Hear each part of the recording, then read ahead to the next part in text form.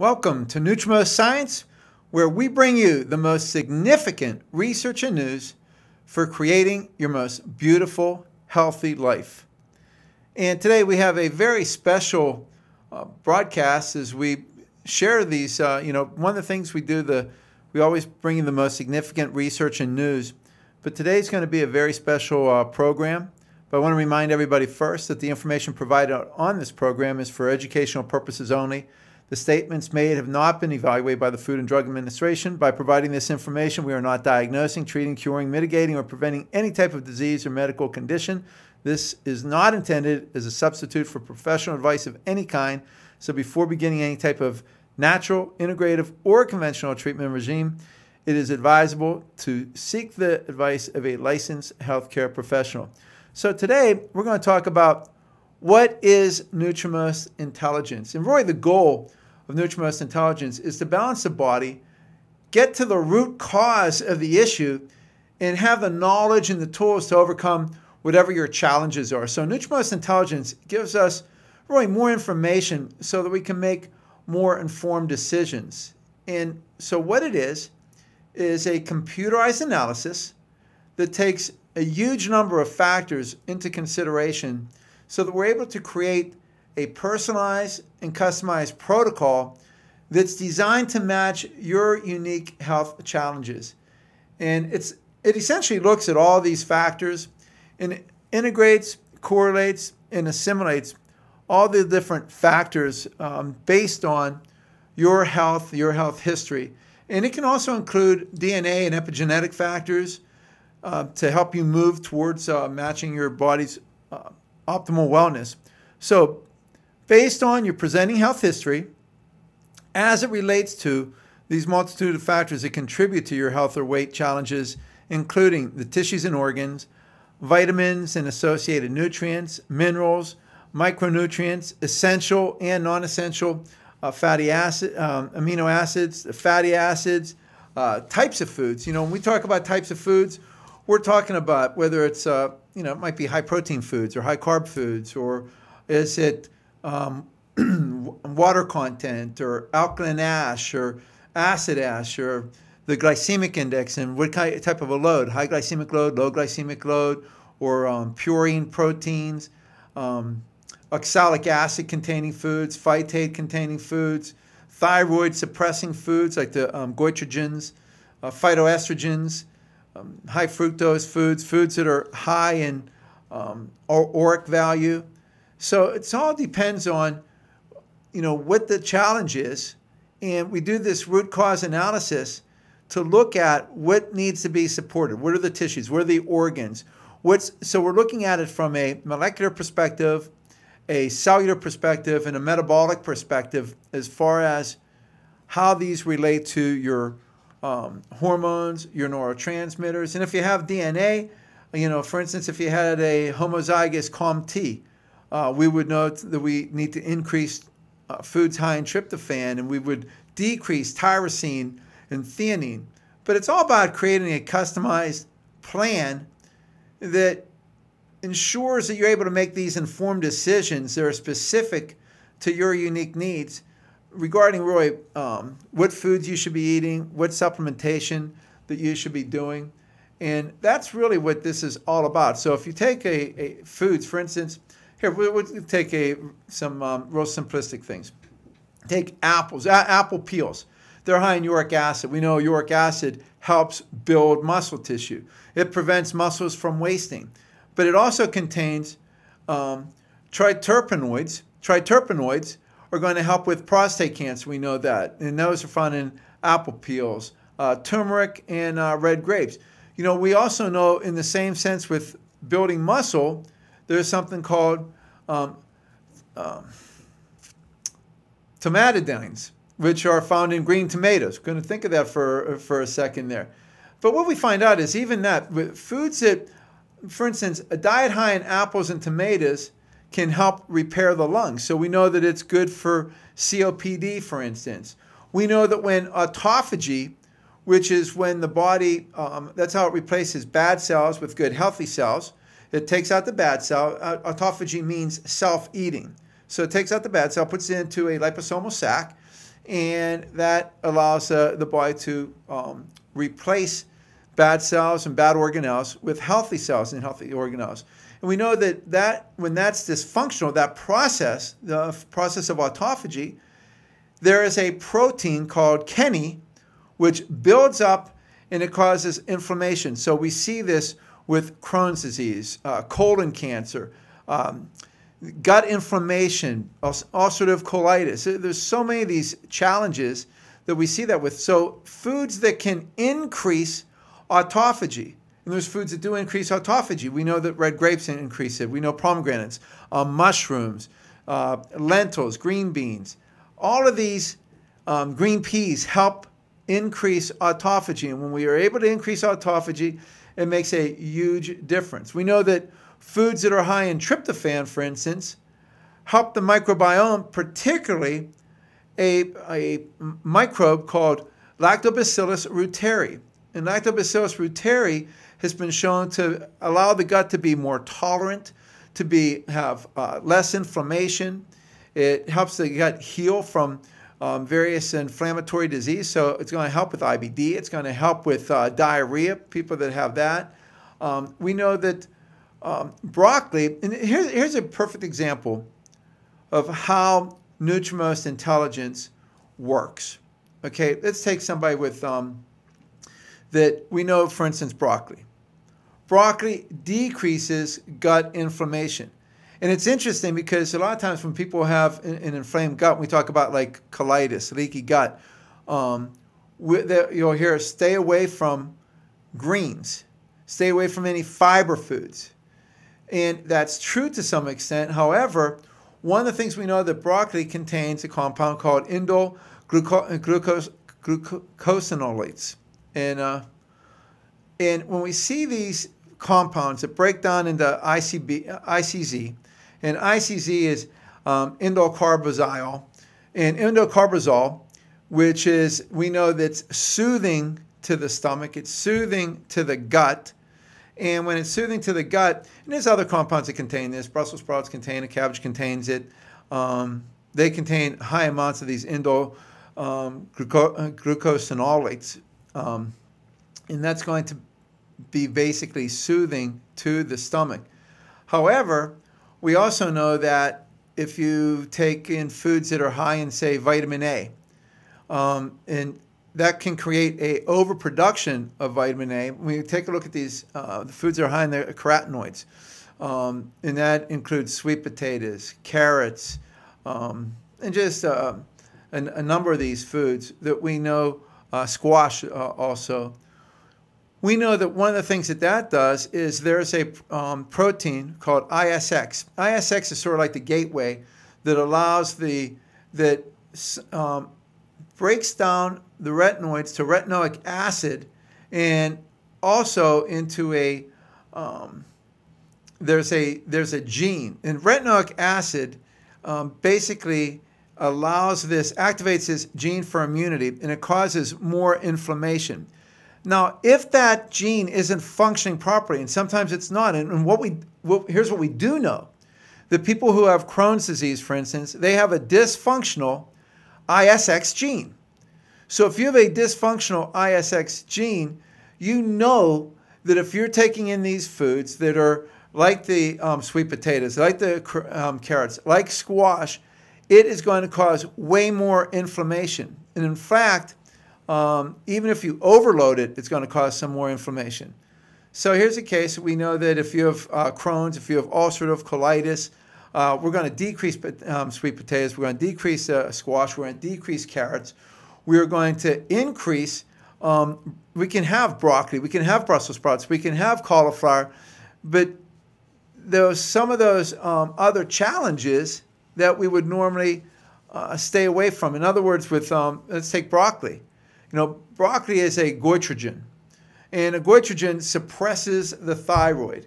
And so we see that with there's a lot of foods. One of the things that makes is a goitrogen is thiocyanates or isothiocyanates. And that's everything from Brussels sprouts, cauliflower, lentils, mustard greens, butter beans, turnips, even almonds and bananas and rutabaga. And so these are high in thiocyanates. They can suppress the thyroid. Another goitrogen is in kale. So we know the kale can suppress the thyroid. So a lot of times if you're taking, especially in increased amounts of this, it can cause a health challenge. It can cause a challenge with the thyroid. However, let's say you have someone who has sickle cell anemia. That's just the opposite. They want thiocyanates because they're going to increase the oxygen to the cell because they help carry oxygen to the cell. So, but you take these goitrogens and they can decrease thyroid function. Now, and I'll tell you this, it's even becomes more particularly worse if you are low in iodine, or if you're in an area that's traditionally low in iodine, or if you're having other symptoms that are low in iodine. And just remember that when you have a decreased thyroid, that goes across and affects other things. And see, and this is just the research. So we know that a decreased thyroid, that mothers who have a hypothyroid, even sometimes a slight amount, they have a 4 times greater chance of having a child with autism. Even a mild low thyroid basically gives you a 2 times greater chance of having a heart challenge, of having a cardiovascular challenge. If you have a low thyroid, of course we know that there's a relationship with constipation. We know that there's a relationship that you have a much greater chance of type 2 diabetes. Now, some of these are causal and some of these are relational. But the thing is, even with diabetes, let's take a look at that the latest research shows that it actually may start in the liver with a particular protein called PTPR gamma. And that is protein tyrosine phosphatase receptor gamma. And that allows us to create insulin resistance. And so there's foods that can affect that. One of the things that we know, we talk about all these different foods, and let me just, I put this on, that when we go into, and, here's the thing, and this is, NutriMost Intelligence understands this, and this is what Hippocrates said, that let your food be your medicine and let your medicine be your food. In other words, every condition, every symptom has a nutrient profile. And so there's nutrients that can help that challenge. There's nutrients that can worsen the challenge. And then every food has a nutrient profile. So there's food. So once we know what that profile is, so just like we said, if we want foods that have thiocyanates, we're going to look up, okay, which foods are higher in thiocyanates, which ones are lower in thiocyanates, which ones are, in other words, suppress the thyroid and which ones do not. And we start to take a look at this and you get a much better understanding. A very common condition that people understand when we talk about this is gout, because it's very common. And we know that people that have gout, they know that they have to decrease foods that are high in purines. But here's the thing, it becomes much more than that. If you look at this, what you'll see is, number one is your digestion affects your, if you have proper digestion, it's going to affect the amount of purines. But only 30% of the purines in your body actually come from your diet. 70% come from the breakdown of your body's own tissues in the liver. So now the liver is making uric acid from the purines, and it's dumping it into the blood. And by the way, you can have purines created de novo from other compounds that can actually make that, particularly fructose is one of the ones that can make that. But once it's in the bloodstream and it has to be secreted by the kidneys, there are certain foods that increase the ability of the body to eliminate the uric acid, and there's foods that will decrease the body's ability to eliminate uric acid. And then we know that there's that excess of uric acid increases oxidative stress. That causes challenges. So there's so much that goes on this. And this basically shows this. And so what we want to do is put this all together and say, okay, what are the foods for certain conditions? And there's, without a doubt, there's certain foods that help certain conditions. And so one of those, and when we take a look at these, the foods we know, like if we look at, for instance, rheumatoid arthritis. With rheumatoid arthritis, we know that there's foods. We know that legumes help it. We know fruits, turmeric. Turmeric is huge for helping rheumatoid arthritis. Yet, and we said turmeric's great for a lot of different things. We know that it's great for Alzheimer's. We know that it's great with, and this is all the research. You know, this isn't just me saying this. This is all backed by a lot of research. We know prostate cancer. We know there's some studies that are out on that, and a lot of other cancers. However, we know that we would want to stay away from that if a person's producing kidney stones. We know we'd want to stay away from it along with the other oxalates if they have, if they just tend to produce more gallstones. But gallstones then could be from something else, which is from the body's inability, or I should say the precipitation of these bile salts that are traveling down the common bile duct. And there's reasons why we would have more bile salts. And we know that that's low if they're low on vitamin B6, because B6 helps keep bile salts in suspension. There's certain things within the liver. There's dehydration that can affect that. So, you know, and even with the rheumatoid arthritis, we talked about that. You know, continuing on with that, we know that olive oil helps. We know that green tea helps. Ginger, blueberries help that. And the way they help it is they help tumor necrosis factor. They help certain cytokines like interleukin-1, nitric oxide synthase. So these are things that we know that spicy foods have been linked to actually decreased mortality, decreased death. Yet we see that there's foods that affect our mood. You know, and actually there's foods, for instance, that increase your stress response. The caffeine, coffee is one of the biggest that come to my mind with that. So that can actually increase certain stress in the body and moods. We can see that if there's certain proteins that are going to improve mood. Okay, so we know that, like I said, that if you increase these oxalates, that it's going to create kidney stones. We know that eating fish reduces your risk of multiple sclerosis. However, that gets a little bit tricky, and one of the reasons is because we do know that when you increase vitamin D, you decrease risk of multiple sclerosis. We know that iron is going to help. We know DHA helps. But we also know that if you have mercury-containing foods, that's going to harm multiple sclerosis. So they work opposite of that. And so that may take out things like tuna, for instance, and some of the fish that, even though fish is going to help multiple sclerosis, and we got to take out those fish that tend to have, that contain more things like more mercury and things and some of these toxins. Now, one of the things that we do know, and that is that there are foods like we know glutamates have been linked, for instance, to chronic pain. So what we want to do is be able to do an analysis. In that analysis, we are going to look at all these different factors. So we're looking at whether it be allergies and intolerances and toxins, whether we take a look at the various conditions, we look at the organs and the systems. And what we want to do is create a, you know, by known science, what do we know? What's going to help?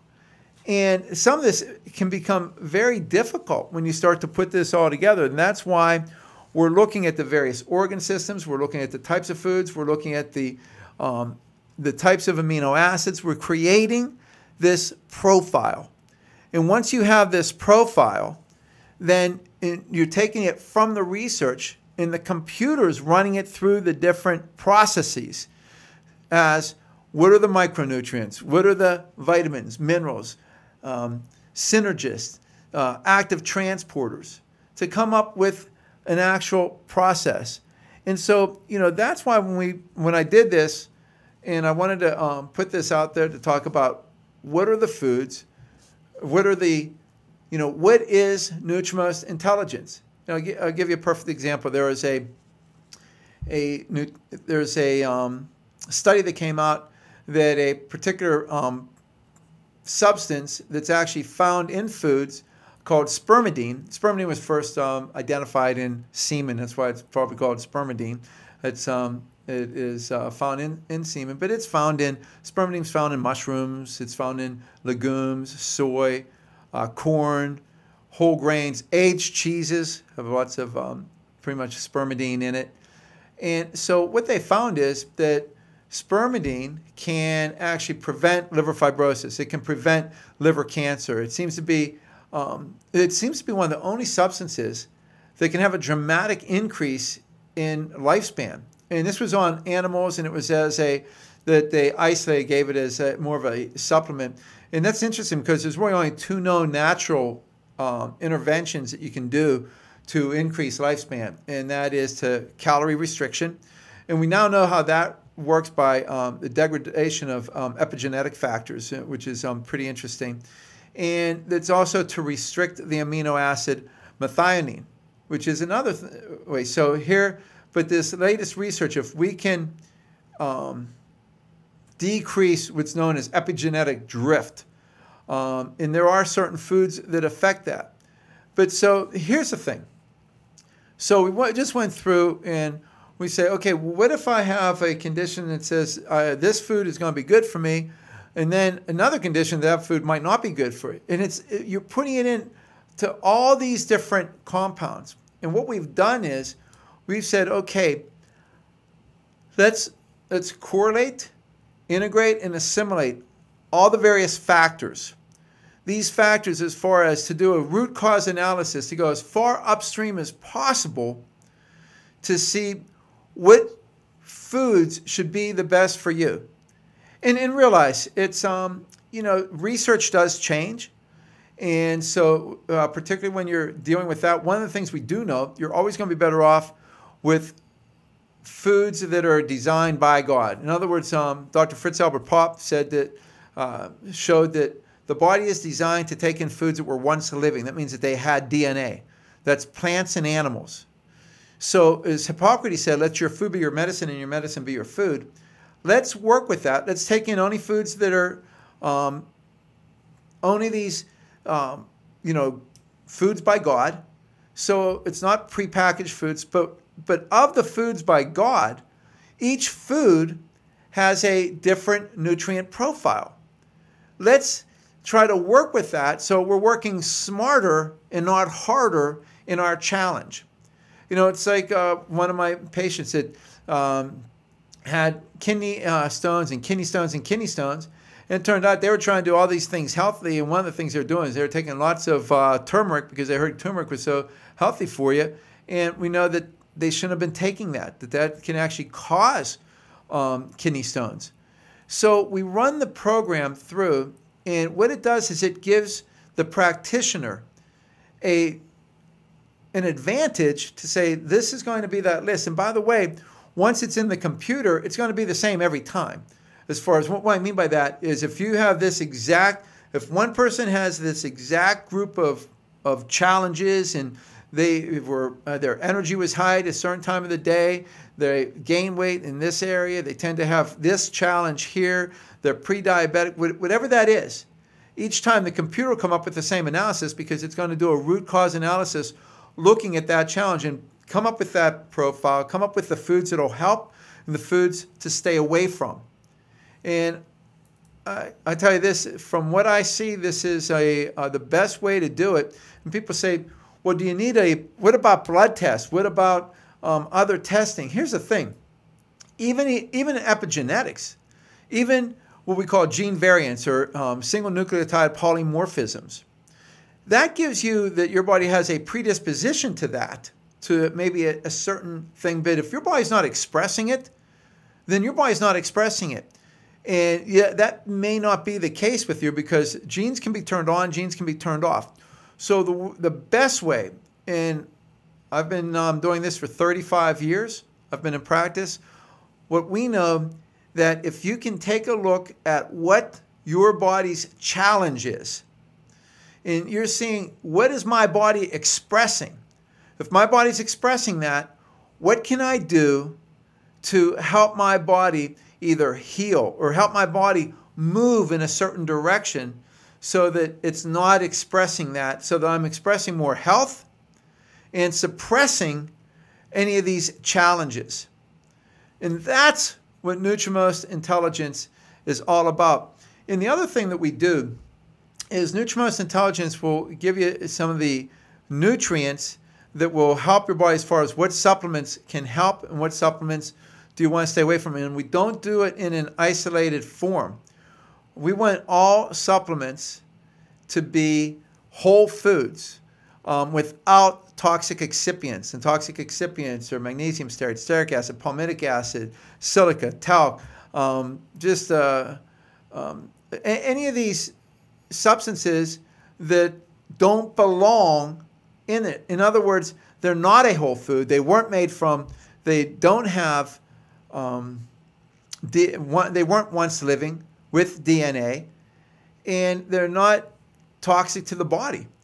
And so these are things that we look at with NutriMost Intelligence, we look at with the NutriMost analysis to give us just that advantage. If we can just shift the needle and to make it easier for you, to make it allow your body to work smarter and not harder, in that when you have a map, sort of like having that GPS system that says, okay, if I need to get to this, if I'm in one city and I need to go to another city, you need to have a map.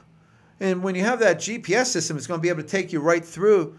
It makes it that much easier. Well, if you have a map that says, okay, these are foods that should help me do better, and these are foods that I should probably want to avoid or eat much less. And that's why we break it down into what's your preferred foods, what's your neutral foods, what's your cautionary, what's your limited, and what's your avoid. You know, what are the foods that you shouldn't have? And so if you can put that together and come up with this program, it is going to help you so much. Just imagine this. You think that you're doing well.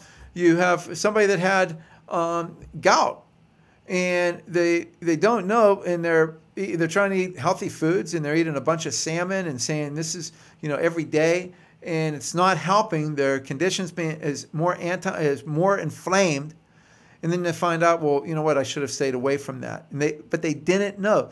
So when Hippocrates said, let your food be your medicine and let your medicine be your food, that's great. But you have to know what those foods are, and you have to be able to know not just for one condition. And that's where NutriMost Intelligence Analysis comes in. It's about putting together everything in your body. And by the way, I study this. I study this all the time. I study this every day. And I love this. I believe that I know it as well as anybody. Yet, if you would come in with all these different conditions and just give it to me, I wouldn't be able to tell you all the foods. I wouldn't be able to tell you like NutriMost Intelligence Analysis can. And it can take all the foods that are in that database, and it can spit it out and say, okay, this is the foods that are going to help, and this is the foods that are going to be a little bit less, and these are ones that may cause a little. When we talk about preferred, that's going to help. Neutral, it's not going to help. It's not going to hurt at all. When we start to look at cautionary foods, cautionary means that if you take it in excess, it's probably going to give your body a challenge. As long as it's not any excess, probably won't have that much of effect. May have a slightly negative effect, not much. But then when we get into the limited and avoid, that means it's actually doing something detrimental for what your goal is and where you want to go. And so I hope that explains NutriMost Intelligence. I think it's just one of a very, very powerful tool that is being used today to really make a profound difference, and it's available at NutriMost locations across the country. And again, I want to remind you that this information is for educational purposes only. We have NutriMost. That is our company. That's what we do. So I do have a direct interest in NutriMost and NutriMost Intelligence. And NutriMost Intelligence Analysis is available at NutriMost offices throughout the country. You can go to NutriMost.com, but the statements that I've made have not been evaluated by the Food and Drug Administration. So by providing this information, I'm not diagnosing, treating, curing, mitigating, or preventing any type of disease or medical condition. It's not intended as a substitute for professional advice of any kind. Before beginning any type of natural, integrative, or conventional treatment regimen, it's advisable to seek the advice of a licensed healthcare professional. And one of the things about this is, and I just want to state again that we believe that this is a phenomenal way to really give your body the best chance to move it in that direction.